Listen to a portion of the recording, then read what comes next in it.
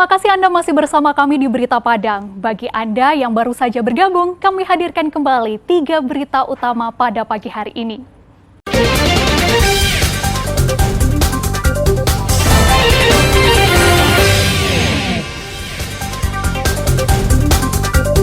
Pencuri ditangkap saat menunggu uang hasil penjualan.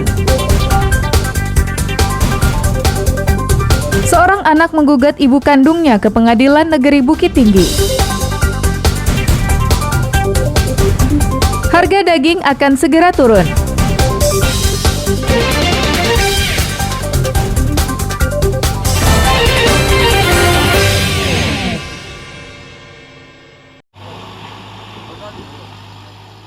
Sedikit demi sedikit, jalur lalu lintas Simpang 4 di Pasaman Barat menuju Panti di Pasaman bisa dilalui warga.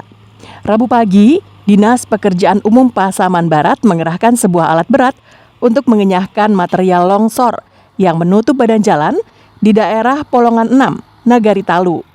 Namun karena banyaknya material longsor dan terjadi di beberapa titik, pembukaan akses lalu lintas tak bisa dilakukan dengan cepat karena hanya ada satu alat berat yang beroperasi. Karena keterbatasan peralatan, hanya sepeda motor yang bisa melewati jalan bekas longsor itu. Tapi tak selancar sebelumnya. Seringkali pengendara harus menuntun sepeda motornya agar tak terpeleset karena lumpur dan tanah liat masih menempel di jalan tersebut. Bahkan di beberapa titik, sepeda motor harus digotong karena terhalang kayu yang tumbang. Sementara jalan untuk roda 2 sementara masih bisa kita lakukan satu-satu dengan sistem kita angkat, kita bantu bersama-sama mengangkat roda 2. Untuk kendaraan roda 4 saat sekarang ini belum bisa dilewati atau ditempuh karena masih dalam pengerjaan yang dilakukan oleh alat berat. Nah, himbau kepada masyarakat pada saat ini tolong jangan melewati dulu lokasi longsor ini. Berharap sama masyarakat untuk sementara menahan diri jangan melewati lokasi ini. Petugas melakukan pekerjaan secara bertahap, yakni mengenyahkan material longsor satu persatu. Usai satu titik bisa dilewati, maka pekerjaan pindah ke titik berikutnya.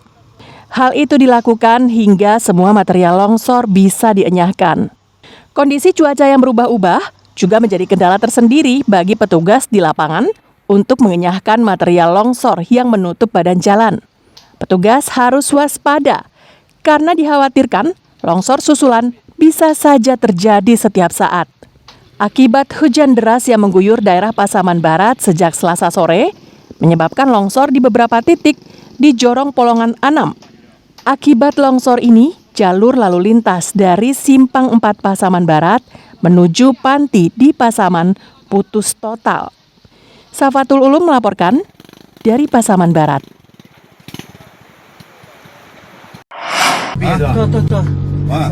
Topi hitam gua. Talonsong. Konya. Ikonnya. Iya. Konya yang duduk gua.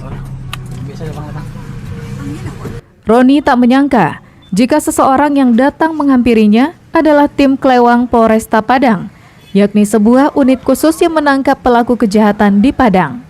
Padahal saat itu, Roni sedang menunggu seseorang yang akan melunasi laptop yang dijualnya.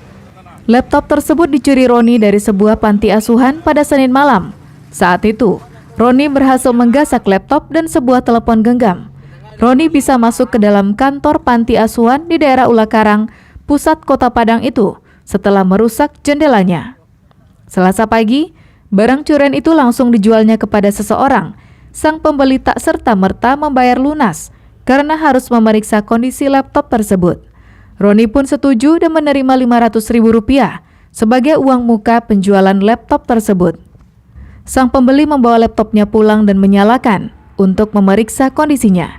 Disinilah petaka yang menimpa Roni berawal.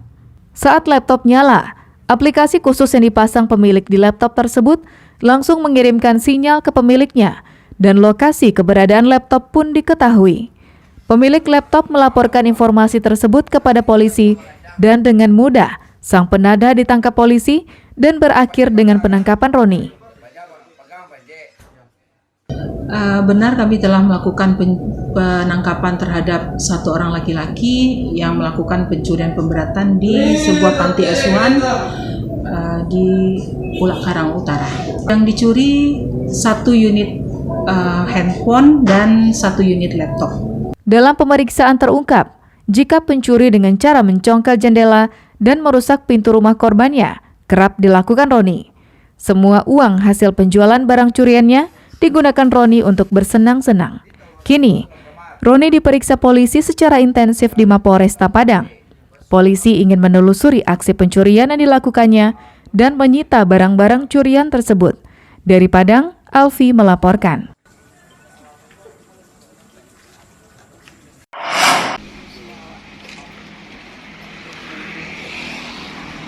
Dipicu oleh masalah tanah warisan, seorang anak menggugat ibu kandungnya beserta bibinya ke Pengadilan Negeri Bukit Tinggi. Total ada 8 pihak yang digugatnya. Selain ibu kandung dan adik-adik ibunya, sang anak juga menggugat pihak-pihak yang menyetujui penjualan tanah warisan tersebut. Termasuk di dalamnya BPN Agam dan sebuah operator telepon seluler. Sengkarut masalah ini berawal saat sang ibu membagi tanah warisan seluas hampir 0,5 hektar kepada adik-adiknya. Usai dibagi, tanah tersebut disertifikatkan. Tanah tersebut terletak di tepi Jalan Raya Bukit Tinggi Payakumbuh. Tepatnya di Jorong Sungai Cubada, Kecamatan Baso, sekitar 15 km dari Bukit Tinggi. Keluarga ibunya ini beranggapan bahwa tanah itu merupakan hibah dari kakeknya untuk anak perempuan dan cucu-cucu perempuan sang kakek. Belakangan sang anak protes. Pasalnya tanah yang diklaim oleh ibunya sebagai hibah dari kakek buyutnya itu telah dibeli oleh ayah Yanti pada tahun 1976. Sehingga sebagai seorang anak, dirinya mempunyai hak atas tanah itu. Karena merasa memiliki tanah, Yanti Gumala berladang dan menanam padi di lahan itu. Namun langkah Yanti ini justru dianggap tindakan pidana oleh keluarga ibunya dan melaporkan Yanti ke polisi. Dalam persidangan, Yanti dinyatakan hakim tak bersalah dan divonis bebas pada tahun 2020 lalu. Sebenarnya orang tuanya, tapi bukan orang tua sendiri dan banyak lagi yang lain. Kalau orang tua sendiri tidak mungkin digugat. Ada 8 tadi. Ya, kalau orang tua sendiri tidak mungkin digugat. Ini karena hak sudah beralih ke yang lain. Ini masih hidup, yang penjual masih hidup. Nah, dan salahkah anak apabila mempertahankan makam bapaknya di tanah yang dibelinya oleh orang tuanya? Selain memperkarakan ibu dan bibinya secara perdata, Yanti juga mengadukan ibunya ke polisi karena menduga tanda tangan kakek buyutnya tentang hibah tanah tersebut adalah palsu. Terkait hal itu, kuasa hukum sang ibu telah mengajukan penangguhan kasus pidana ke Polres Bukit Tinggi. Karena sesuai surat edaran Mahkamah Agung, jika sebuah kasus perdata sedang berjalan, maka kasus pidana dengan objek yang sama harus ditangguhkan. Kemarin sudah melayangkan surat kepada Polres agar proses terkait masalah ini yang berhubungan dengan klien kami ini itu harus ditangguhkan dulu sebagaimana surat edaran Mahkamah Agung. Ya, seperti itu. Sedangkan Majelis Hakim Pengadilan Negeri Bukit Tinggi yang menangani kasus ini Senin lalu melakukan sidang di tempat untuk memastikan keberadaan objek yang diperkarakan. Tujuan kedatangan Majelis Hakim ke tempat persidangan adalah untuk memeriksa yang pertama, ada tidak objeknya dulu. Kita sudah bersidang-sidang, ternyata objeknya tidak ada. Ada dulu. Yang kedua, kita lihat dulu sesuai tidak batas-batasnya sebagaimana apa yang kata pihak. Sejatinya, kasus soal tanah warisan ini tak harus berujung ke pengadilan. Apalagi yang digugat tersebut adalah ibu kandung dan etek sendiri. Mencuatnya kasus ini merupakan bukti jika Nini Mama yang seharusnya menjadi penengah dalam sebuah keluarga telah kehilangan peran. Sri Louis melaporkan dari Bukit Tinggi. Ini sisi sebelah selatan, kita boleh kita katakan dan kita berjalan dari batasan dengan sawah.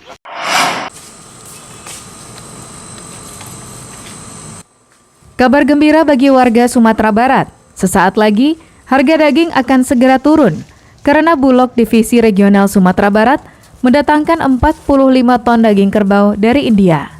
Saat sekarang daging tersebut telah berada di gudang Bulog dan akan didistribusikan dalam waktu dekat dengan harga Rp80.000 per kilogram. Harga daging di sebagian besar daerah di Sumatera Barat sedang bergejolak dan mencapai Rp160.000 per kilogram. Hal ini merupakan harga daging tertinggi sepanjang sejarah. Tingginya harga daging disebabkan merebaknya penyakit mulut dan kuku yang menyerang hewan ternak di Sumatera Barat. Pasar ternak kekurangan hewan yang akan dijual. Pemilik ternak juga tak mau gegabah membawa ternaknya ke pasar karena khawatir terjangkit wabah yang mematikan tersebut. Karena kurangnya pasokan, sedangkan permintaan tak menurun, maka hukum pasar pun berlaku. Harga akan naik secara alamiah. Langka Bulog melakukan operasi pasar dengan menjual daging kerbau beku, bertujuan untuk menstabilkan harga daging di Sumatera Barat.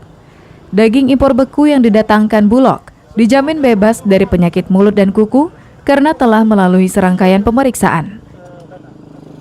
Kemarin daging sudah masuk lebih kurang seminggu yang lalu sekitar 45 ton dan itu siap kita distribusikan ke masyarakat dengan harga 80.000 per kilo dan saya jamin bahwa daging itu bebas dari penyakit PMK karena sudah ada surat keterangan dari SKKPH-nya, surat keterangan kesehatan hewan pelabuhan, kemudian dari sini juga sudah kita ajukan pemeriksaan dan dinyatakan negatif dari penyakit PMK. Diharapkan Bulog akan segera melakukan operasi pasar dalam minggu ini agar harga daging kembali normal. Robiham melaporkan dari Padang.